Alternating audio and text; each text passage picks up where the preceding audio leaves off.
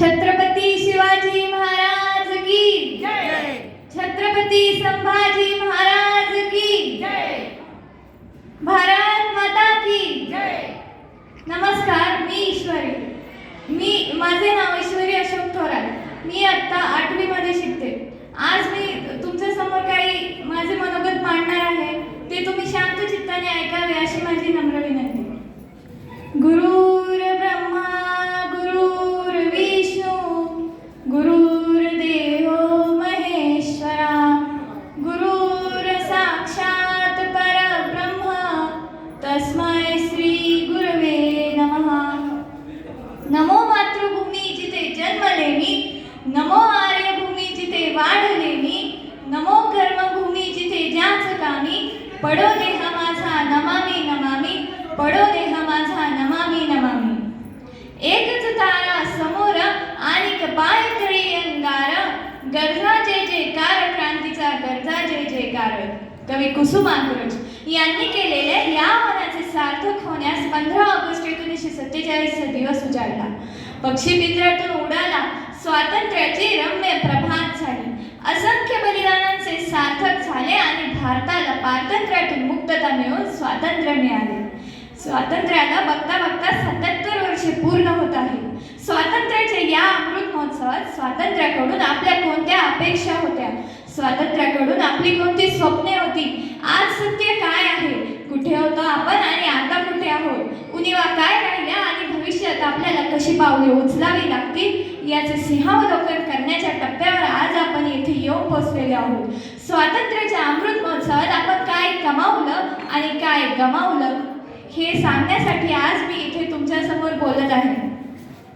जहाँ डाल डाल पर सोने की चिड़िया करती है बसेरा, वो भारत देश है मेरा, वो भारत देश है मेरा.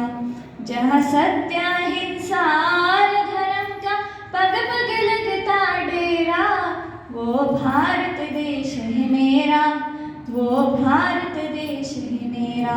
या ओळींप्रमाणे आपला भारत देश नैसर्गिक साधन संपत्ती आणि खनिज समृद्ध देश आहे. माथी हिमालय उभा आहे, पायी सागराच्या लाटा लोळत घालत आहे. देशातून गंगा, गोदावरी, ब्रह्मपुत्रा यांसारख्या पवित्र रक्तवाहिन्या वाहत आहेत. सैनिक व जवान डोळ्यात तेल घालून देशाच्या सीमेचे रक्षण करीत आहेत. शेतकरी लोक राजा बनला आहे. एकूणच आपला भारत देश हा सुजलाम सुफलाम आहे. आपल्या देशाला पौराणिक आणि ऐतिहासिक संस्कृतीचा वारसा लाभला आहे. आपल्या देशामध्ये सर्व जाती, धर्म आणि भाषांचे लोक गुण्या गोविंदाने एकत्र राहत आहेत. संत ज्ञानेश्वर, संत तुकाराम, संत कबीर यांच्यासारख्या थोर संतांची भूमी असलेल्या आपल्या भारत देशाची संस्कृती आज जागतिक पातळीवर सर्वश्रेष्ठ मानली जाते. भारत एकाच वेळी अध्यात्मात आणि विज्ञानातही अग्रेसर होत आहे. पण असे असले तरी एकीकडे प्रगती होत आहे आणि दुसरीकडे अनेक गोष्टी आपल्याला वेदना देत आहेत.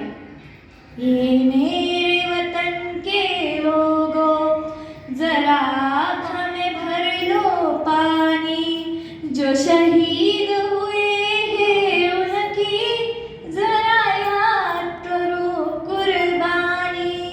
तुम भूल न जाओ उनको, इसलिए सुनो ये कहानी. जो शहीद हुए हैं उनकी जरा याद करो कुर्बानी. स्वातंत्र्यासाठी अनेक शूरवीरांनी आणि तारुण्यात बलिदान दिले. आपले संपूर्ण आयुष्य स्वातंत्र्यासाठी खर्च केले. स्वातंत्र्यासाठी त्यांनी रक्ताचा सडा सांडला.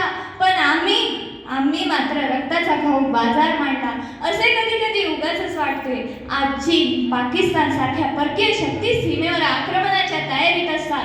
देशांमध्ये दहशतवादी हल्ले होतात तेव्हा उरी, पुलवामा सारख्या रक्ताळ्याला आठवणी आपल्याला दुःख देतात. या देशातल्या शेतकऱ्याला आपल्या हक्कांसाठी आंदोलन करावे लागते.